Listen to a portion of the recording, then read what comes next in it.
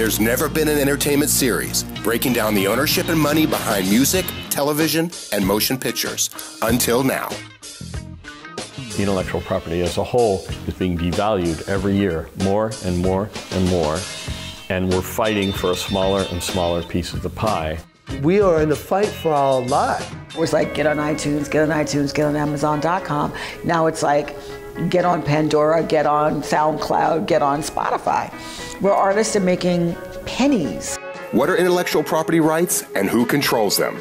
Every episode of Breakdown Media examines the winners and losers in the high-stakes business of entertainment. We're experiencing a total paradigm shift. Digital platforms are the most relevant networks of all. Can technology accurately measure who's watching and listening?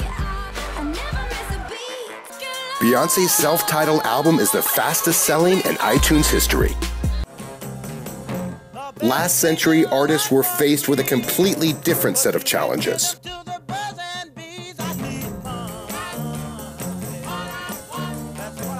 The record companies had so much power that they called the shots.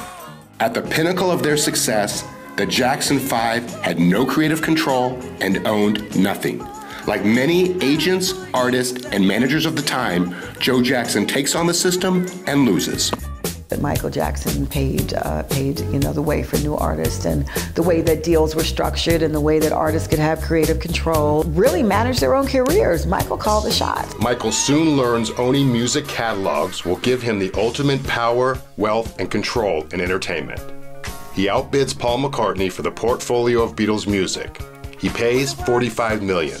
Today, it's valued at $1.5 billion. I suppose Michael knew I was trying to sort of get control of him, and I kind of thought he was joking. I used to work with him, and he'd say, I'm going to get your record, you know.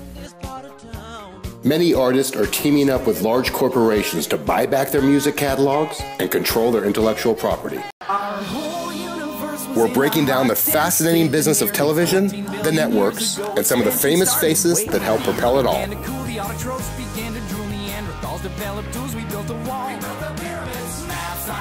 In general, there's just been a shift from the people who own the network license and the television cameras, people creating shows and had the legal right to have some control over what they were creating.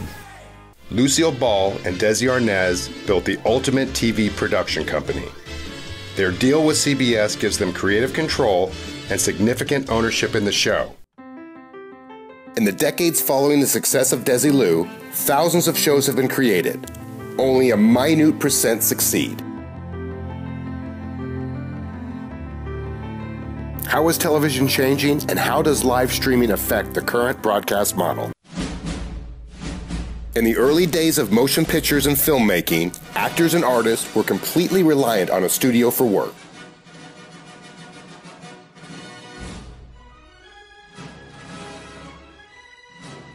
The movie business today is completely different than it was in the early part of the 20th century. Cary Grant paved the way for future negotiations. He turns down a $50,000 salary for 1939's The Awful Truth, opting for 10% of the film's gross box office receipts. This shrewd trade nets him over $500,000. Grant creates the first ever back-end movie deal. A-list actors are negotiating back-end deals, bigger and better than anyone ever imagined. Breakdown Media, breaking down the details, dollars, and oftentimes dirt surrounding entertainment's biggest media deals.